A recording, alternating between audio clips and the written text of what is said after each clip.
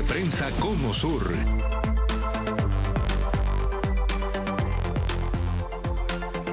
Hola, ¿qué tal? Un gusto saludarlos desde el Centro Internacional de Noticias en el Cono Sur. Soy Angie Gutiérrez.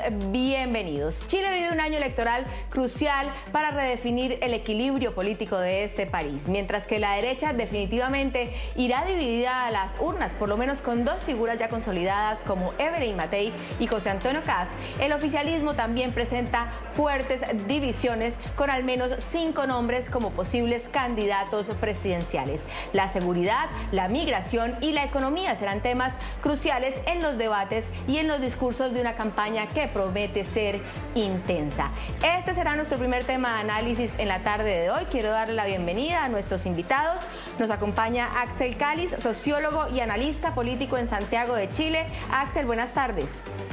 Hola, ¿qué tal? Buenas tardes. Axel, comenzar preguntándote cómo está el ambiente político en Chile para estas elecciones presidenciales para el próximo noviembre.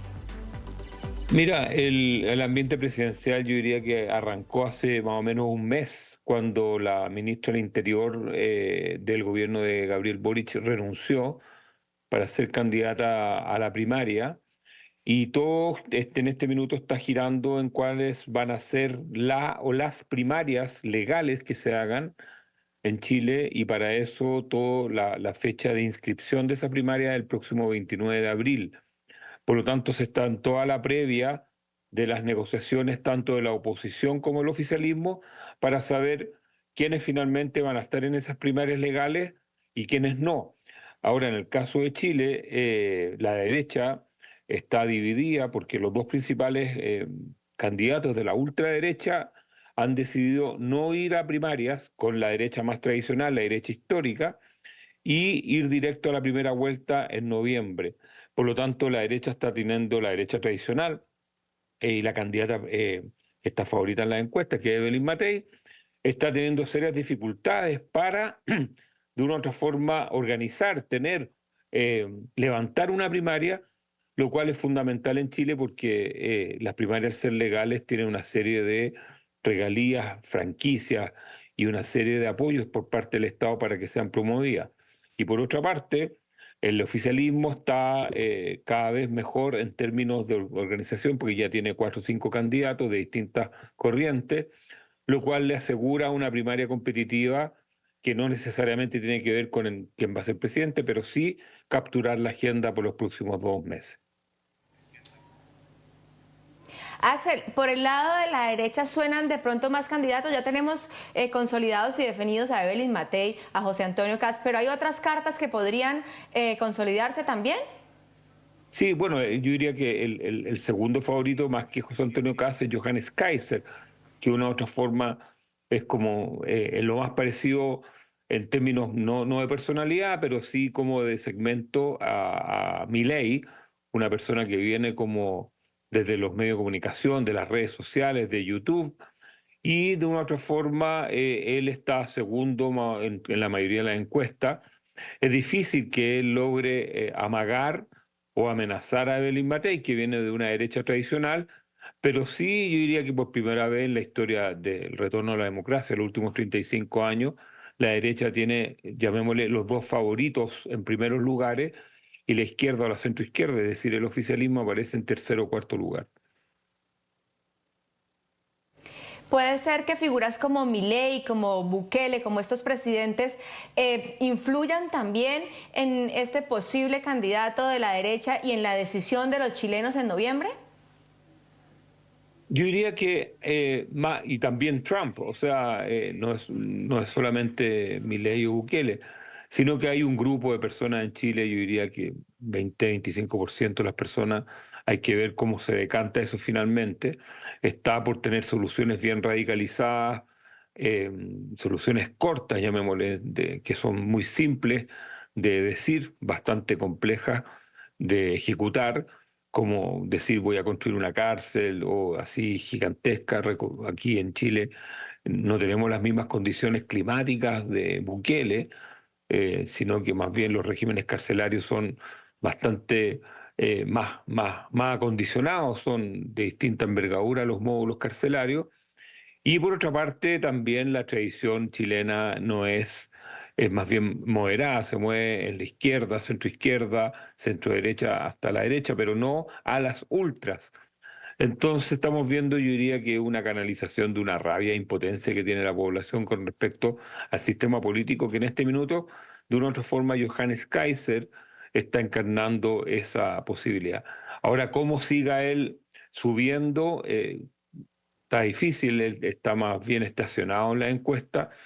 Recordar que es José Antonio Cast, que también ahora aparece en una posición más minoritaria.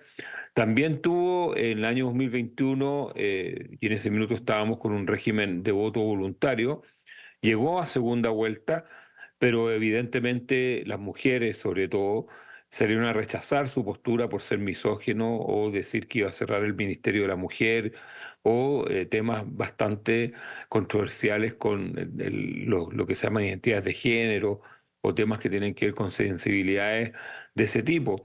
Entonces, de una u otra forma, ha operado eso, sobre todo las mujeres en Chile, que rechazan eh, casi siempre a los candidatos que son más ultra y que tienen problemas con respecto a aceptar ciertas prerrogativas, ciertos avances que tengan las mujeres en el plano de la igualdad ante el hombre. Axel, quiero sumar a nuestra conversación de esta tarde a Jorge Sigal, periodista y ensayista en Buenos Aires, Argentina. Jorge, buenas tardes para ti. Buenas tardes, un placer estar con ustedes. Jorge, estábamos hablando de este año electoral con elecciones presidenciales acá en Chile y quería preguntarte sobre cómo está la imagen del gobierno del presidente Gabriel Boric a nivel internacional y si los escándalos que han ocurrido en este gobierno, como el escándalo del caso Monsalve, el escándalo de la fallida compra de la casa del expresidente Salvador Allende, por nombrar algunos, le ha restado a la izquierda latinoamericana.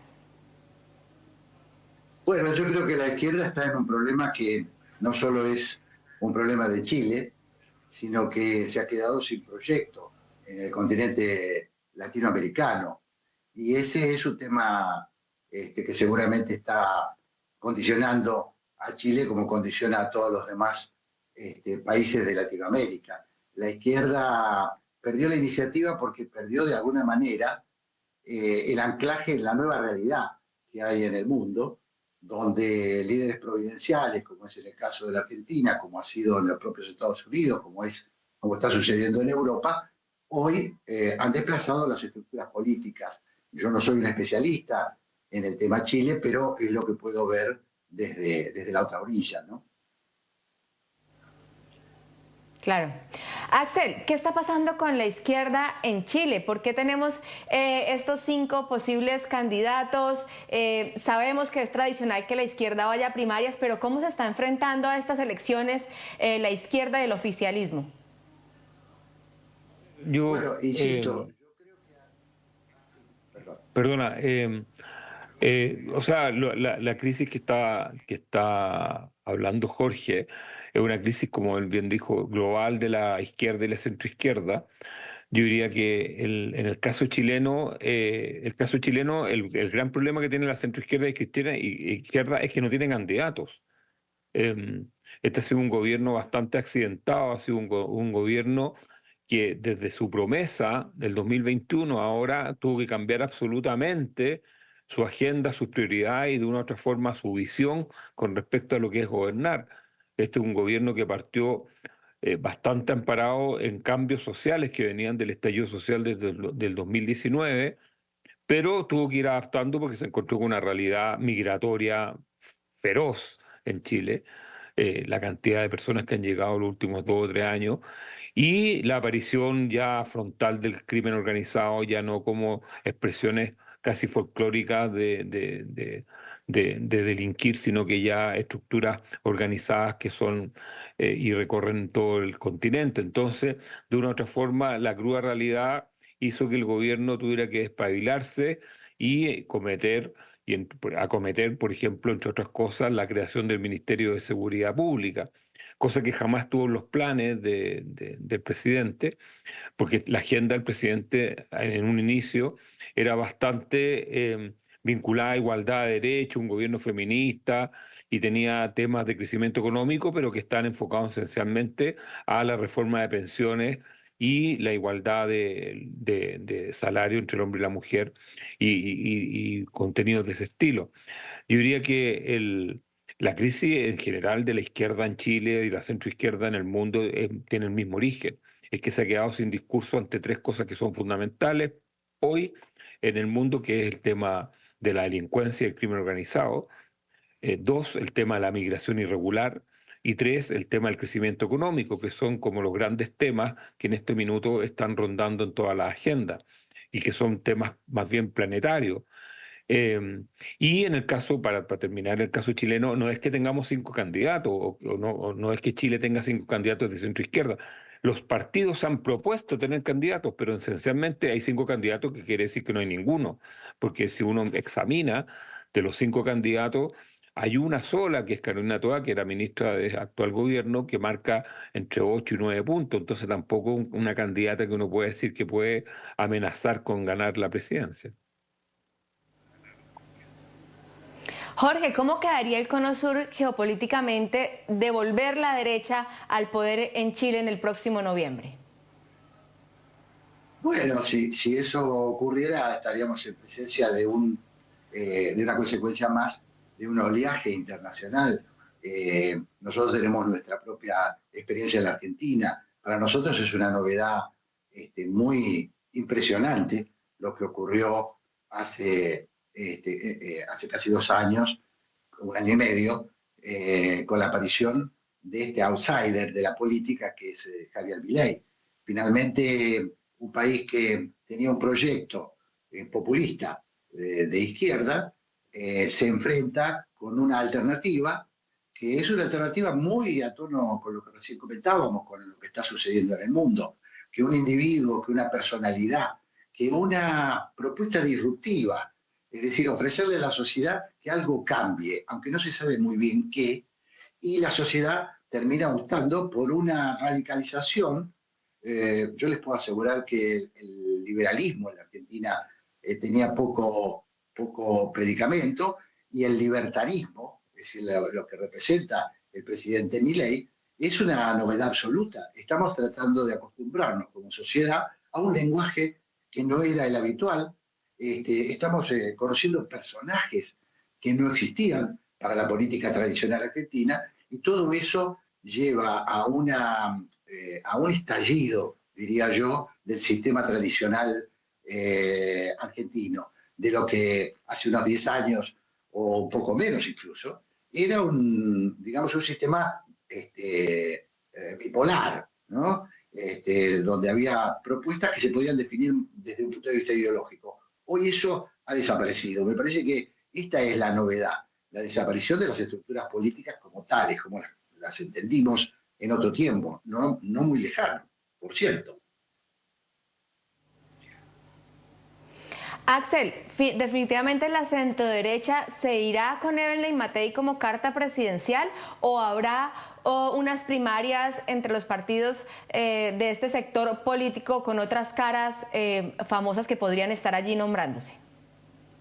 Yo creo que en este minuto las primarias se alejan cada vez más de la centroderecha, porque Evelyn Matei no tiene con quién competir en ese sector, porque los dos candidatos con los cuales ella deseaba hacer primarias, que eran los dos de la ultraderecha, José Antonio Kast y Johannes Kaiser, decidieron irse derechamente a la primera vuelta, y por lo tanto va a tener ahí un inconveniente de no fructificar una primaria de aquí a fin de mes, porque, como te decía al principio, el sistema está hecho para capturar la agenda. De hecho, hay algo que se llama la franja política, que es un espacio gratuito que da la televisión a los candidatos que son de las primarias, y eso te da una gran visibilidad a nivel nacional, sobre todo en los sectores más populares o que no tienen televisión de pago. Así que yo creo que la derecha está, no obstante tener a la favorita, la centro-derecha, tiene problemas para lograr organizar una primaria que les dé visibilidad a los candidatos que estén ahí. Con respecto a lo que decía un poco, es interesante lo que está pasando, un poco lo que decía Jorge con respecto a América Latina. Ojo, En Ecuador hay elecciones este domingo y puede ganar la izquierda. Y si uno mira, acá son como las contradicciones, porque si uno mira el continente, hace muchos años que no había tanta izquierda o centro-izquierda en América Latina. Y si uno examina los países que tienen regímenes de derecha, va quedando Argentina, uno puede decir, bueno, Perú también de centro derecha y Paraguay, pero Ecuador puede cambiar pasado mañana de signo y Uruguay recientemente ha cambiado. Entonces, son esas contradicciones que hay porque se habla mucho más de la derecha, de los movimientos de ultraderecha en el mundo. Sin embargo, la América Latina está viviendo como nunca gobiernos de izquierda o centroizquierda. ¿Coincides, Jorge, con esto que dice Axel, de esta contradicción que se está viviendo en América Latina? ¿Y a qué se deberá entonces este resultado electoral con gobiernos de izquierda a pesar de la crisis también que se está viviendo en estos mismos sectores políticos? Yo creo que las sociedades en el mundo y en particular en América Latina están eligiendo personalidades, están eligiendo una forma o una promesa de salir de la actual situación en la que se encuentra. Pero no tiene nada que ver con los viejos conceptos que teníamos sobre los partidos políticos, sobre los proyectos ideológicos. Hace poco escuchaba un politólogo argentino muy importante, Jorge Liotti, columnista del diario La Nación, y él decía, si en la Argentina hubiera un colapso del gobierno de Milei, no hay que pensar que lo que se va a volver es el sistema anterior. Es decir, no necesariamente la vieja estructura, por ejemplo, el peronismo, que es un caso muy particular de la Argentina, no trasladable seguramente a otros países de América Latina. Sin embargo, no sería extraño que surgiera otro outsider, que alguien por el costado del sistema que ofreciera algún tipo de salida de la crisis, incluso con algunos componentes mágicos, pudiera seducir a unas sociedades que están muy escépticas, que no, en realidad no confían más en las actitudes de sus gobernantes y mucho menos, hablo desde lo que conozco, sobre todo en la Argentina, mucho menos de su dirigencia política. Acá, para comentarlo y ver sabiendo que hay diferencias, acá los partidos políticos han prácticamente desaparecido desde el inicio de la gestión Milei. Han desaparecido de escena. Son grupos de individuos con una historia común, en el mejor de los casos, que están tratando de mantenerse en la superficie. Pero esa es la realidad.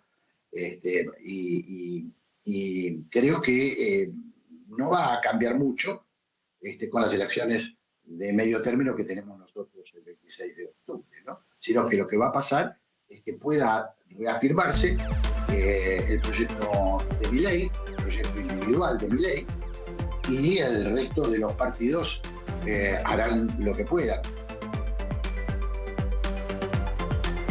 Claro.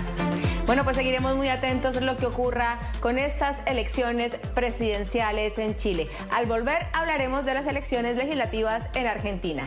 Ya regresamos. Ya regresamos con Club de Prensa Cono Sur por NTN 24, el canal de las Américas. En Argentina, las elecciones denominadas de medio término se asoman a la vuelta de la esquina.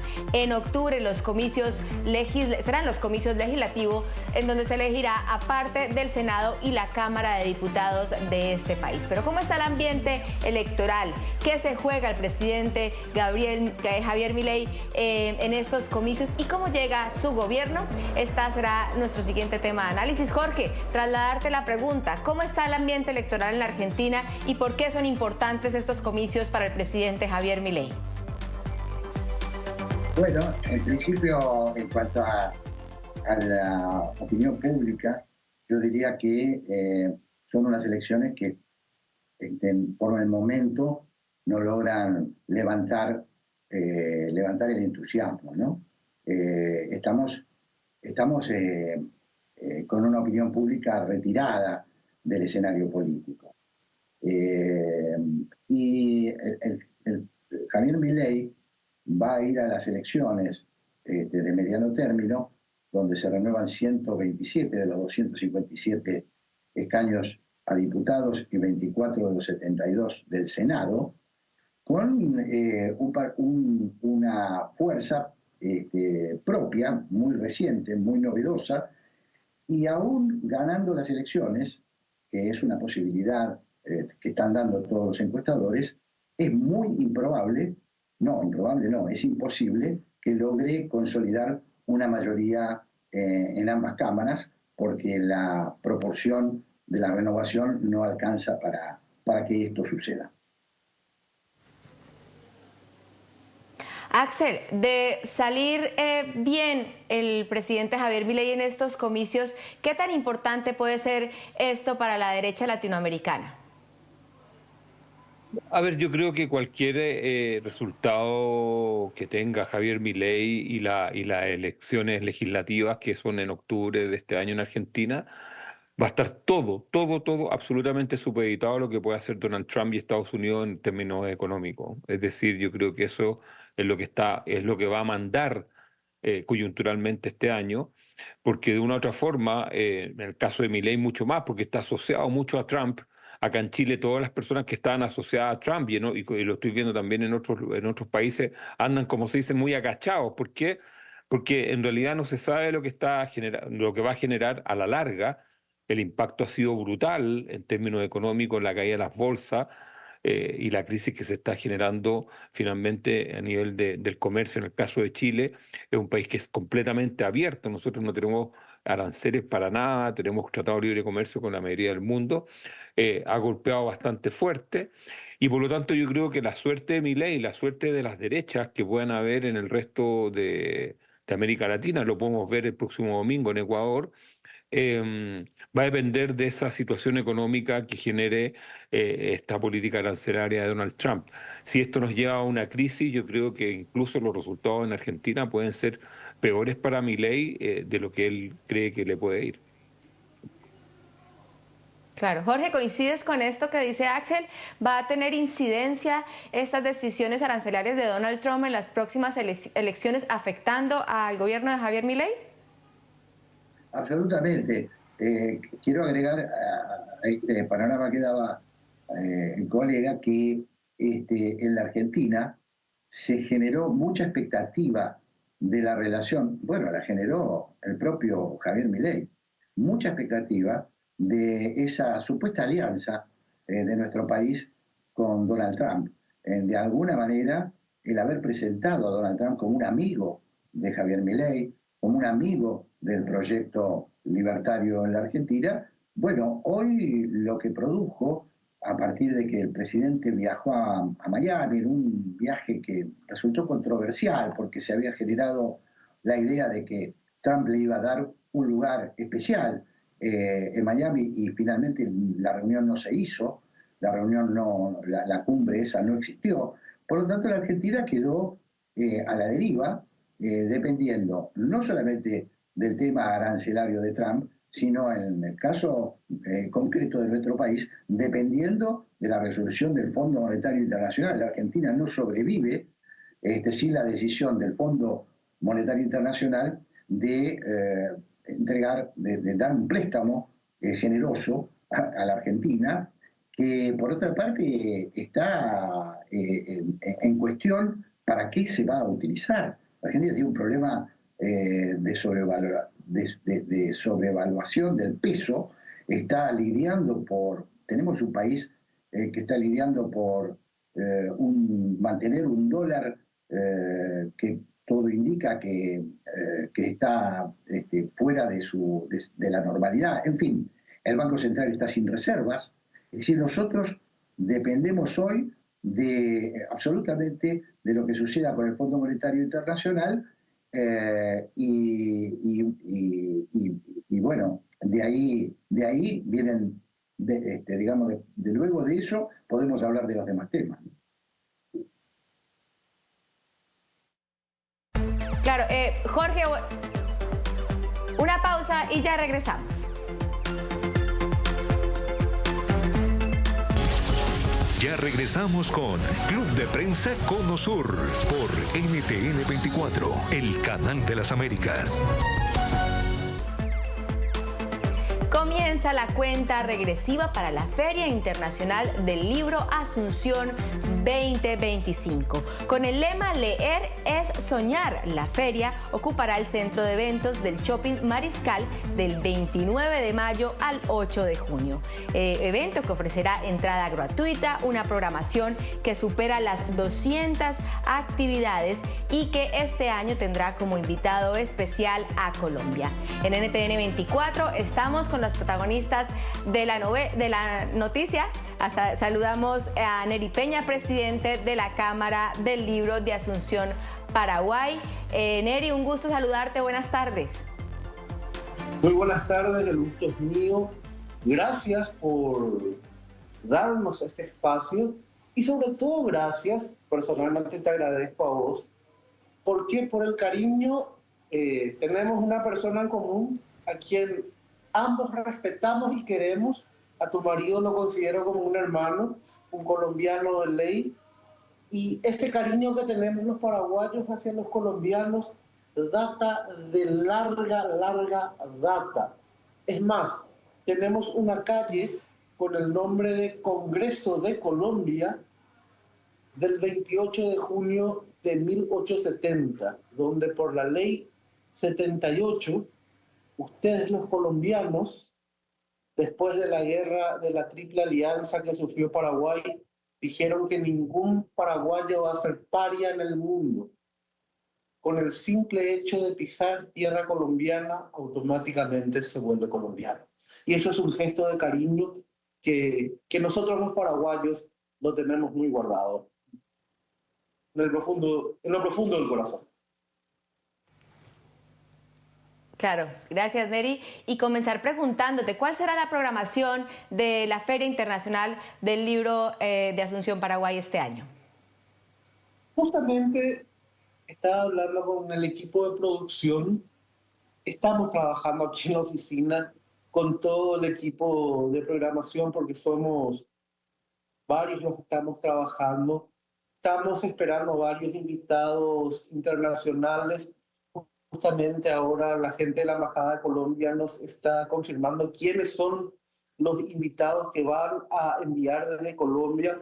Por ejemplo, hay una escritora colombiana que ya se la confirmó, se llama Janet Rubio, es especialista en tanatología, en psicología, esa psicología del dolor, que ya está confirmada, más los invitados que están trayendo ahora por parte de la Embajada de Colombia. Ya tenemos invitados confirmados desde la Argentina, desde el Brasil, y es una fiesta del libro. Desde la Cámara del Libro de Asunción, Paraguay, nosotros celebramos que Paraguay esté en la ruta de las ferias internacionales del libro, y la fecha que nos asignaron es la fecha de mayo. Desde el 28 de mayo, que es el día del montaje, 29 de la inauguración, hasta el 8 de julio. Neri, ¿tendrás más detalles de lo que será esta participación de Colombia, teniendo en cuenta la invitación como país relevante de esta Feria Internacional del Libro? Bueno, estuvimos hablando con el embajador Juan Manuel Corso. Colombia va a traer a la editorial Planeta y a los invitados que, como te digo, ahora estamos cerrando todo lo que serían las actividades, no puedo ir adelantando, estamos en plena reunión. Y va a haber el Día de las Naciones, varias embajadas van a celebrar el día respectivo de sus países, pero el país invitado, como ya los había adelantado, es Colombia, y vamos a estar teniendo el Día de Colombia, con actividades, con gastronomía, con libros, todo lo que tenga que ver con la cultura colombiana, con el folclore colombiano. Y como te digo, no te puedo dar muchos datos porque justamente ahora se está realizando la reunión para el cierre de programación, que tendría más o menos tendría que salir el lunes, ya el programa cerrado. Pero sí te digo que tenemos más de 200 actividades calendarizadas de presentaciones de libros, y a eso hay que sumar lo que ahora estamos cerrando con la delegación diplomática de Colombia. Claro, Neri, la importancia de realizar este evento en Paraguay y las expectativas también que tienen con esta Feria Internacional del Libro. El año pasado tuvimos casi 80.000 visitas. Este año, tengo que confesar la alegría que me da. Pusimos a disposición del público 150 stands. No tenemos más nada. Están más de 45 editoriales y librerías ya con su lugar asignado, y aparte de eso, es el primer año en el que las embajadas, la delegación diplomática extranjera, está solicitando un lugar para estar dentro de esta Feria del Libro. Ya lo confirmamos a Brasil, Estados Unidos, Colombia, que es el país invitado, por supuesto. Tenemos a México, a Argentina, Uruguay, varias delegaciones que ya están confirmadas para la Noche de las Naciones. Neri, ¿algún homenaje a artistas paraguayos dentro de esta Feria Internacional del Libro?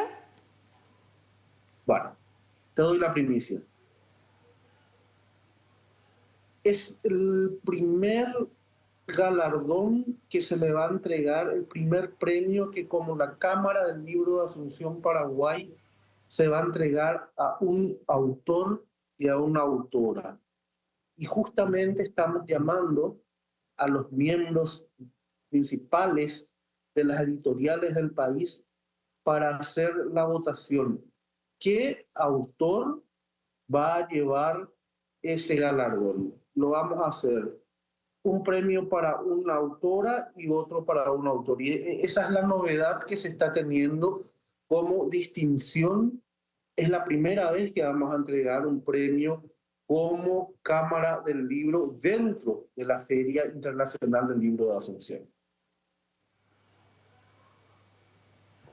Neri, sé que eres escritor, periodista, académico y no puedo dejar de hacerte esta pregunta, conocer tu visión, tu reflexión sobre si la tecnología está cambiando los hábitos de la lectura. ¿La tecnología ha ayudado, ha incentivado más la lectura o por el contrario nos estamos alejando de ella?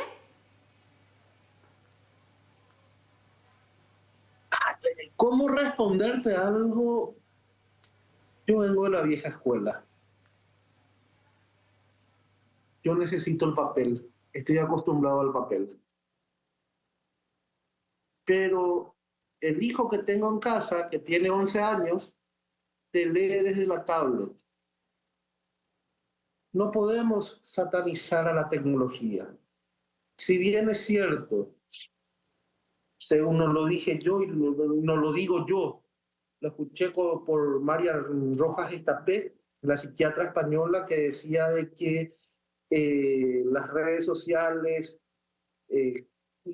dejó un efecto negativo en el ser humano, que ahora el nivel de concentración es cierto, bajó el nivel de concentración, pero no podemos satanizar a la tecnología.